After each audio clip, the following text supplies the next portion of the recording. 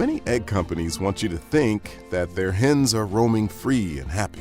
But a lot of those cage-free hens are actually trapped inside a warehouse, like recess got canceled, forever. That's why Vital Farms works with family-run farms so hens can do hen things outside all year long. Every Vital Farms egg comes from a pasture-raised hen who enjoys a minimum of 108 square feet of roaming room while enjoying fresh air and sunshine. We bet you can taste the difference. Vital Farms, where honest food is raised.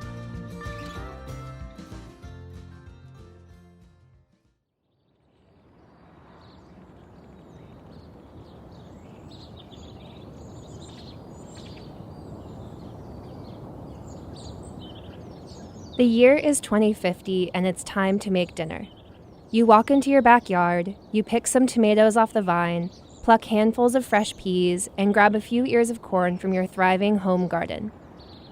You use practices that heal the soil. You know that an investment in your soil is an investment in your family's well-being and future.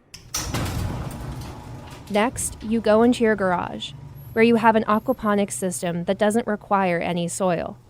You harvest some leafy greens and maybe a fish from the system, and you are ready to feed your family. This idyllic and sustainable scenario is well within our grasp, but it requires better decisions now. That's because farming, and all of life on Earth, are at a crossroads. If we keep extracting carbon from the soil and polluting our atmosphere, we could face extinction.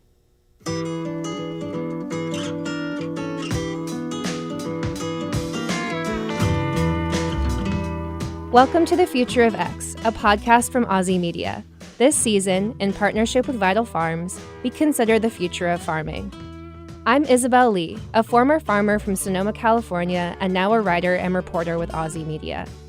We thought the best way to start this series was to dig into the remarkable work of technology designed by the Earth itself, soil.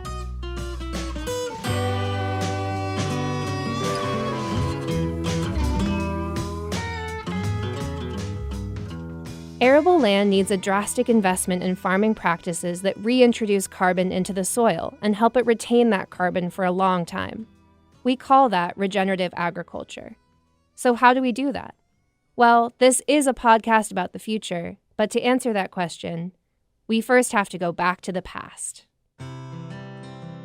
I come from an Indigenous community, and we've been in the same place for thousands of years.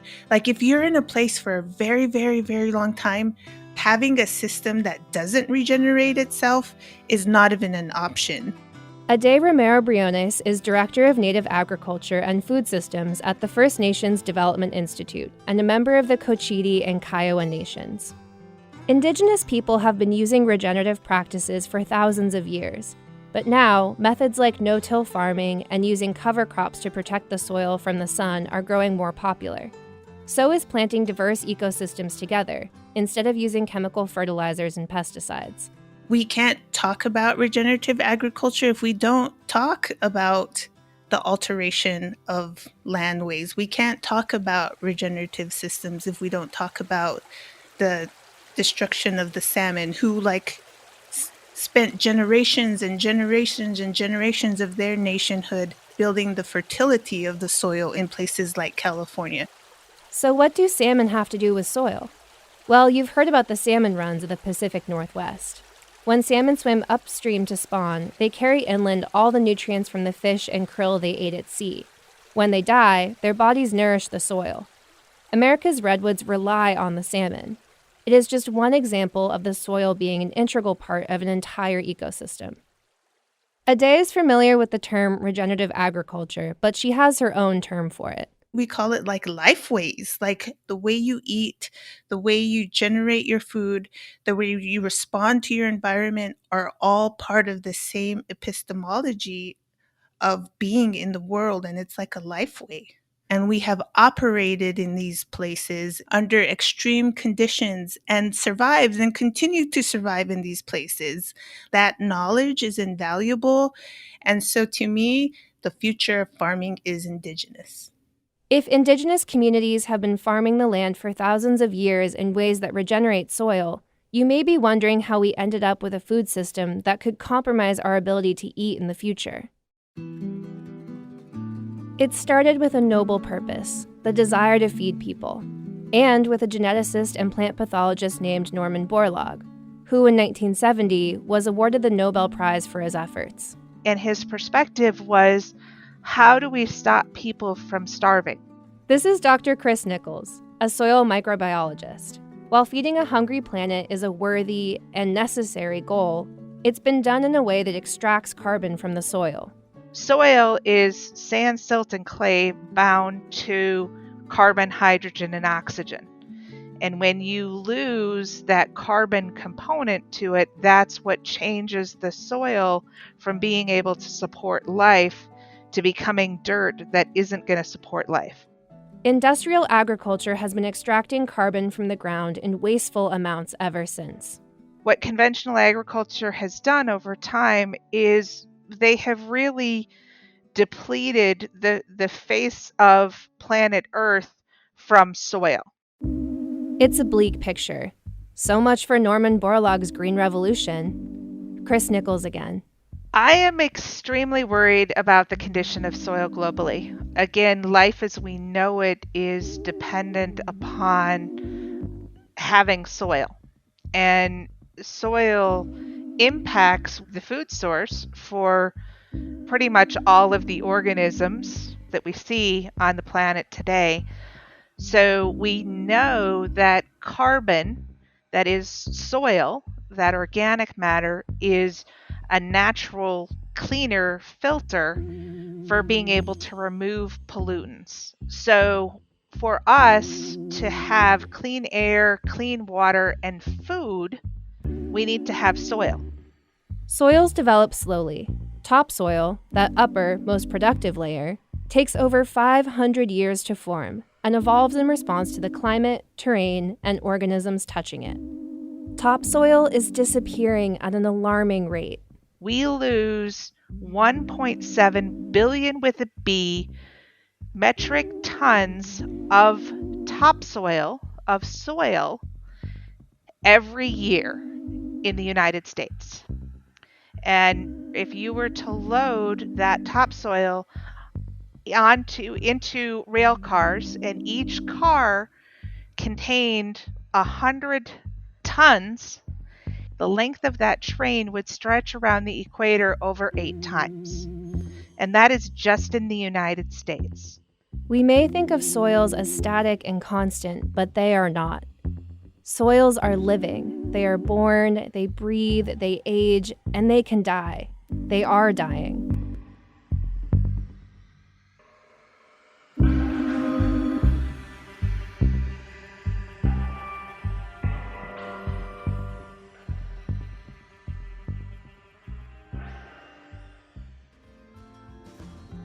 A lot goes into an honest day's work at Vital Farms.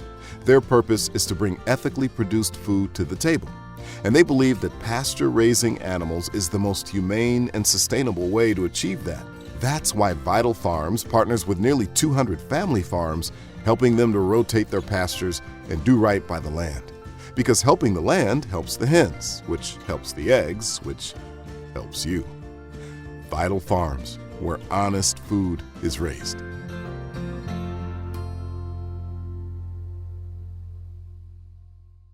How can regenerative agriculture help? I asked Joe Fassler, deputy editor at The Counter and Ted Scripps Fellow in Environmental Journalism. We know we can't grow good food in bad soil, but Joe, can you explain how plants capture carbon? So basically, as plants develop, they suck carbon dioxide from the air, right? And they can, through a complex process, end up returning that carbon directly to the soil through their roots. And if the soil is well managed, then it can stay down there for a really long time. And so that's actually great. Like, it's called sequestration because it is getting taken out of the atmosphere and getting kind of buried safely in the ground. These practices are really promising. Society has yet to measure the success of regenerative agriculture on an industrial scale. So let's talk to someone who has mastered it at the local farm level.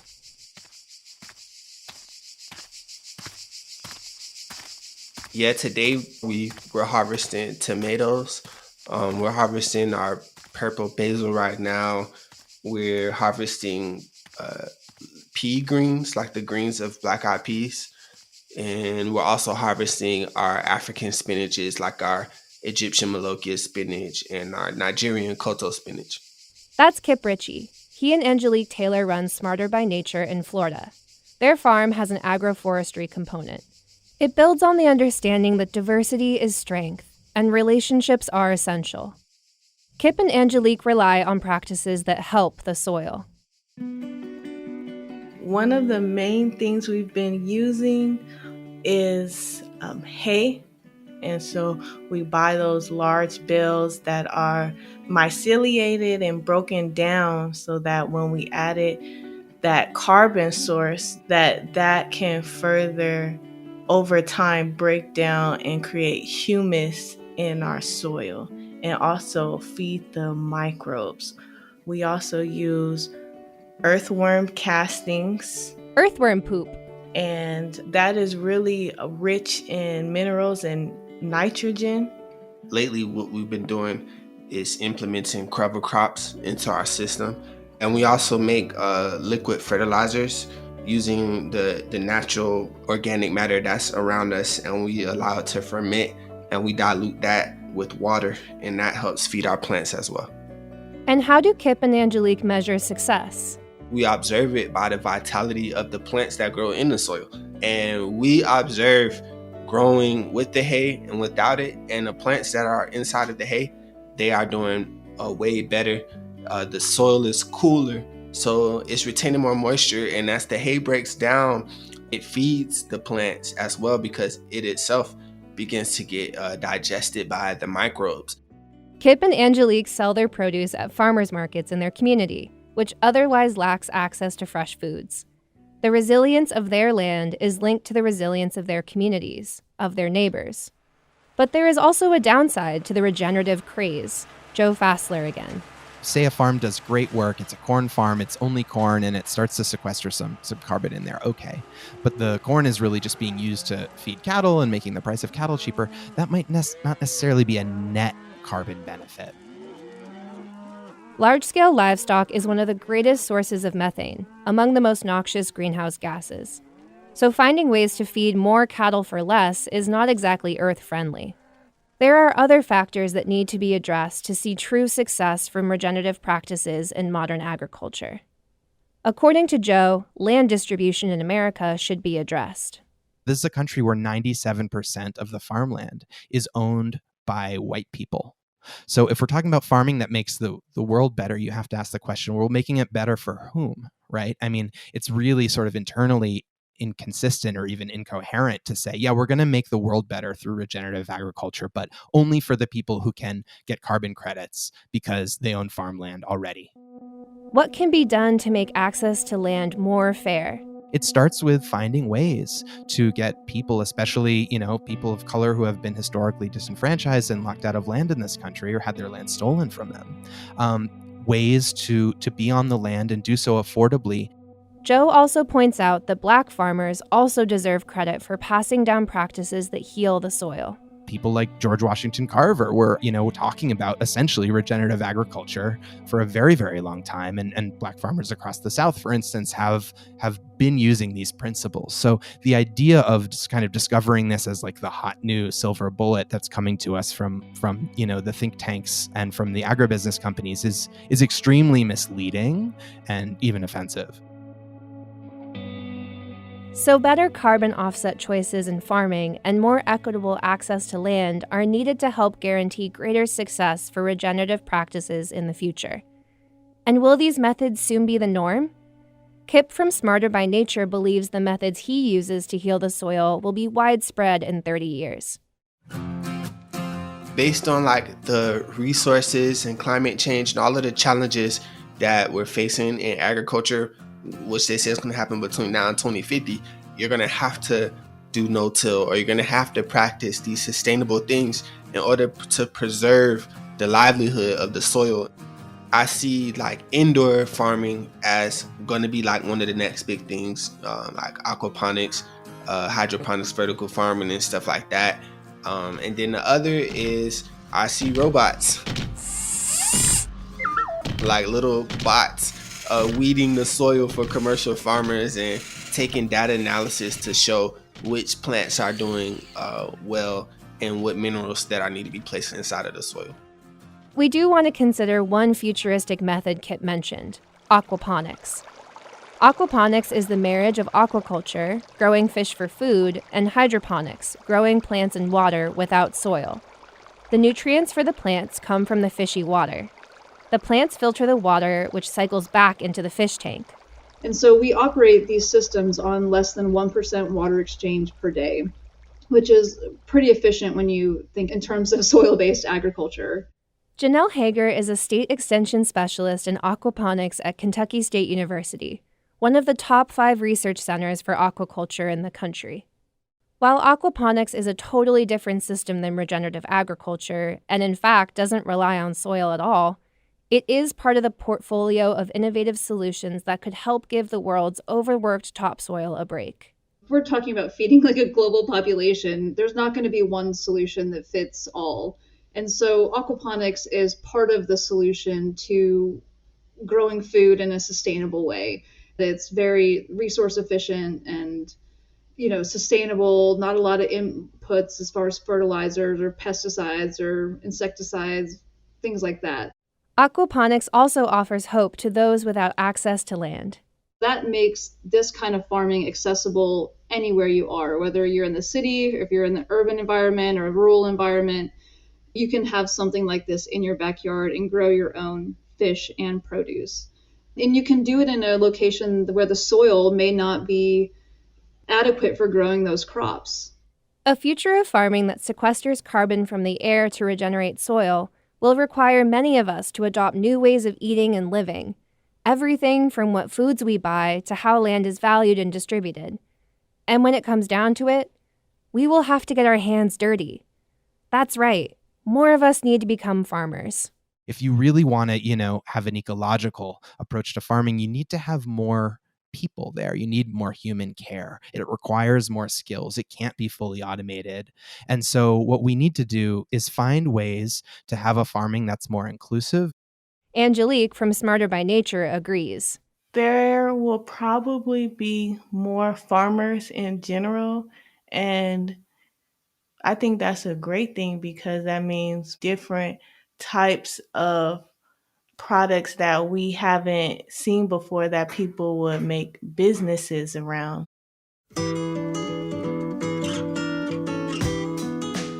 We need new farming solutions to help humanity thrive. New ways of relating to our food and where it comes from.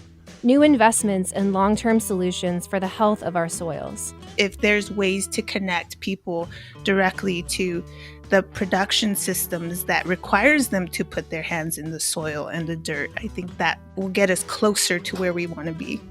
We all will be food producers in the future. And hopefully we will grow not just to feed our families, but to reestablish and strengthen the regenerative practices that have sustained humanity for 10,000 years. It starts with the soil. Like Ade said, future farming will require applying lessons from the past.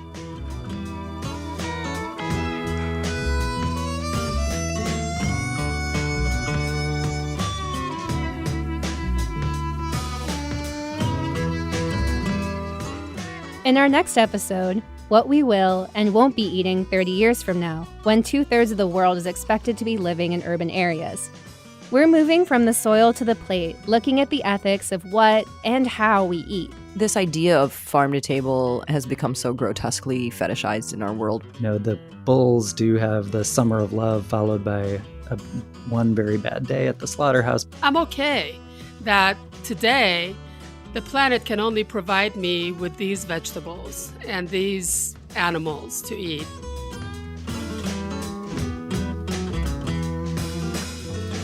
Thanks for joining us on the Future of X, Future of Farming. This series is a partnership between Aussie and Vital Farms. It's written and hosted by me, Isabel Lee, an Aussie reporter and former farmer. It was produced by Cecily Meza-Martinez and Joshua Sui. Kate Piggott co-wrote the episode and also produced. Special thanks to Tracy Moran, Sean Braswell, and Simran Sethi. Chris Hoff engineered our show. Make sure to subscribe to the Future of X, Future of Farming on the iHeartRadio app or listen wherever you get your podcasts.